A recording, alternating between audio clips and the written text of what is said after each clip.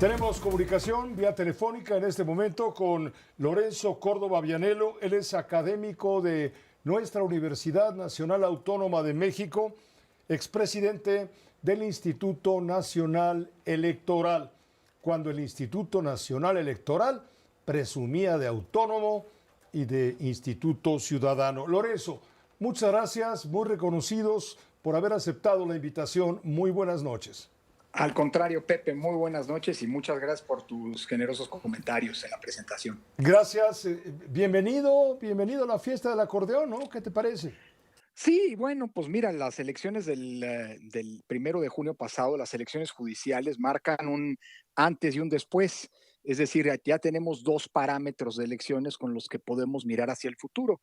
Elecciones libres y auténticas como las que establece la Constitución y que nos tardamos mucho tiempo en construir con muchos esfuerzos, que fue producto de muchas reformas, producto del consenso, y me gusta llamarlas así, ¿no? Ya que pues es lo de hoy, elecciones del bienestar, que son las elecciones en donde el INE Claro. no contó con recursos, en donde se hicieron pues todo tipo de Ahora, trapacerías con la ahora estamos complicidad de las viviendo, autoridades electorales. estamos Y viviendo un saltapatrás, Lorenzo pues sí, Córdoba. en efecto, y también con un dilema, porque ¿cuáles van a ser el tipo de elecciones que vamos a hacer en el futuro? Las que hacíamos y que permitieron el gran índice de alternancia, e incluso que Morena llegara con condiciones de equidad al poder, o elecciones que, como decías, las del acordeón, en donde volvimos a las peores épocas y con los peores artilugios. Es más, antes hasta había más decencia de lo que hay ahora, de la inducción del voto a través de los Pero tú eras acordeones. un traidor a la patria, Lorenzo. Tú te Bueno, no, bueno. burlabas de los indígenas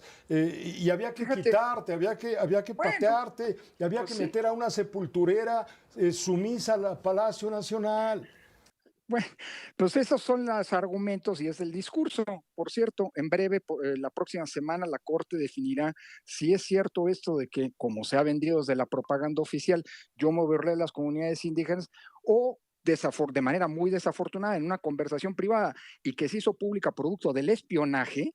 Por cierto, a mí me llama mucho la atención que la presidenta reproduzca en un medio público algo que es el resultado de un delito. El espionaje sigue siendo un delito, a pesar de que ahora parecería, como lo dijo una ministra, que es del interés público saber lo que en las conversaciones privadas se dice. Pero bueno, más allá de eso, eso lo resolverá la Corte.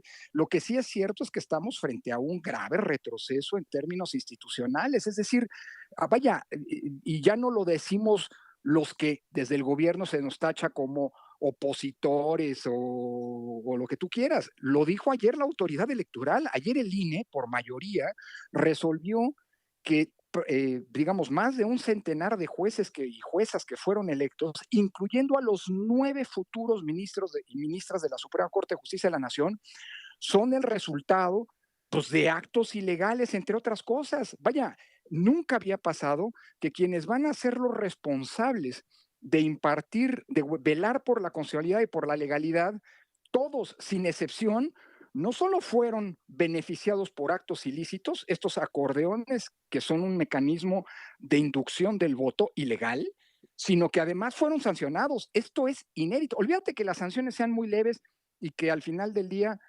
creo que es cierto, salió muy barato ser ministro de la Corte. Cualquiera de los ministros con menos de un sueldo de salario, de los que fueron ayer multados, los 9 ministros y ministras, con menos de un salario de los que percibirán a lo largo de 9 años, pues pueden pagar esa De sanción. Pues nada salió, sirven estas sanciones. pues 275,000 pesos 255,000 pesos la más cara.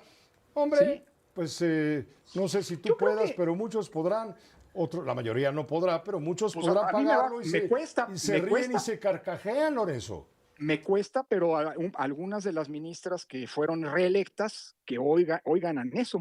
Otra se redujo el sueldo, pero con lo que hoy gana en un mes le da y le sobra para pagar la multa que se le impuso. Sí son multas ridículas, pero son multas muy significativas, querido Pepe, porque, como te decía, nunca había pasado en la historia que digamos, en el proceso de selección, todos los ministros resulta que son se beneficiaron de actos ilícitos.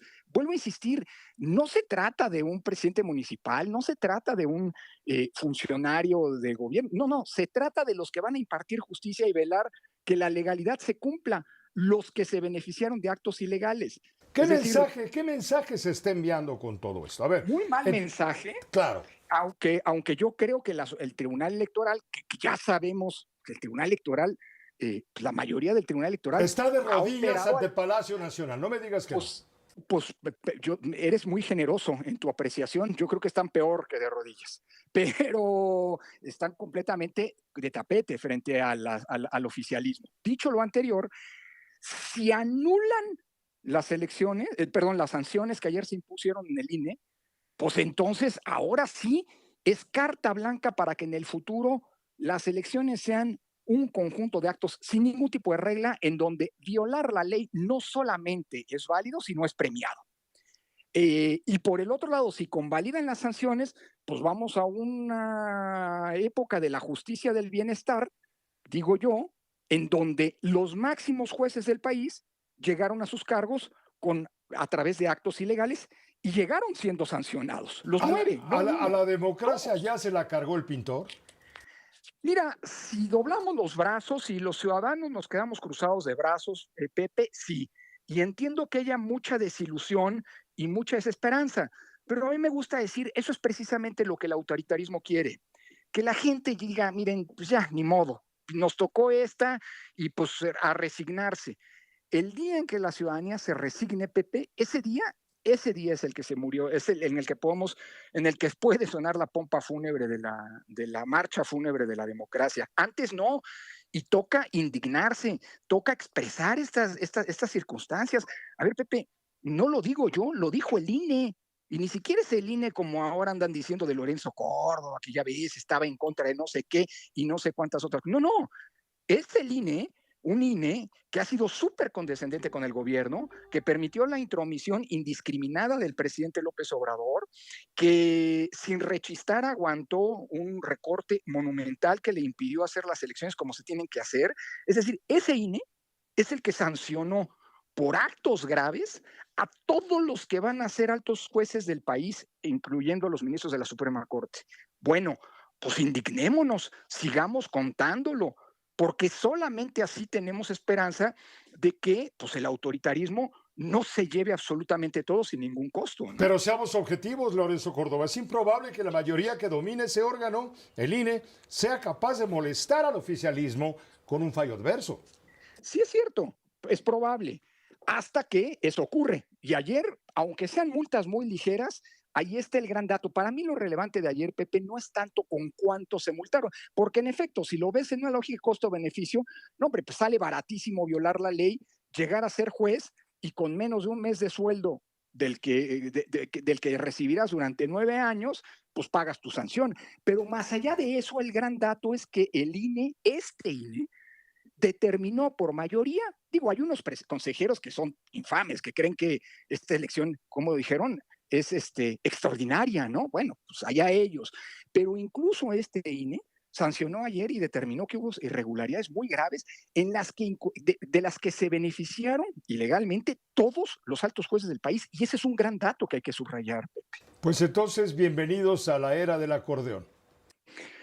Ojalá y no, y ojalá en la próxima discusión de la reforma electoral que se viene enfrente, la gente vuelva a salir a las calles a defender el sistema electoral que teníamos y que era súper perfectible. Había muchas cosas que mejorarle, pero digamos, a ver, cuidado, Pepe, hace unos años el proceso, el asalto a la institucionalidad democrática quiso comenzar tomando por asalto el INE. Y la gente en la calle lo impidió. Y lo que tuvo que pasar es que pusieron a todos los que venían en la cola antes y al INE lo reservaron hasta el final. Es Exacto, lo dejaron a la cola al final para que cierre la puerta y apague la luz. Así es, pero pues no podemos permitirlo. Es decir, a ver, Pepe, yo pero sé a que... ver, ¿con qué oposición, Lorenzo Córdoba, no, se la va oposición... a enfrentar un atropello de esta naturaleza a la democracia? Si nos confiamos en la oposición, estamos fritos. De hecho, yo creo que esta oposición ha sido muy funcional. Bueno, a ver, Pepe, Fíjate, hace unas semanas publicamos en el Instituto de Estudios de la para la Transición Democrática un pronunciamiento público sobre cuáles deberían ser las características de la reforma electoral. Se ha armado un buen borlote, tú mismo lo has comentado en este espacio, Pepe. Bueno, los partidos de oposición no han dicho nada, cuando ellos son los principales beneficiarios de que existan condiciones de equidad y condiciones mínimas de competencia equilibrada. Bueno, la oposición es un desastre, pero no, y no podemos confiarnos en la oposición. Por eso yo digo que esto es una tarea de las y los ciudadanos. Son las que salieron a la calle, los que salieron a la calle a defender a su INE en su momento, los que salieron a protestar porque el gobierno se quería apropiar de los datos del padrón electoral, incluyendo los datos biométricos, como está pasando. Exacto. No perdamos la capacidad de indignarnos, Pepe, porque si estamos esperando que la oposición salve la democracia, híjole, ya, mejor, ahí sí, como dices, apaguemos la luz. Pero no podemos permitirlo, digo yo. Muchas gracias, Lorenzo. Gracias por permitirnos esta conversación con la audiencia de Grupo Fórmula. Ya lo sabes, si lo sabes bien, siempre eres bienvenido. Te lo aprecio muchísimo, querido Pepe, y sabes que se les admira y también al periodismo le toca defender los espacios de libertad de expresión y mira que son tiempos muy complicados también para el ejercicio del periodismo que ustedes practican. Aquí practicamos periodismo independiente y crítico y tú lo sabes muy bien. Así es, Pepe, vamos, todo mi afecto y reconocimiento. Igualmente, gracias. Hasta pronto. Lorenzo Córdoba, académico de la UNAM, expresidente de lo que fue allá en los lejanos tiempos el Instituto Electoral. Una pausa.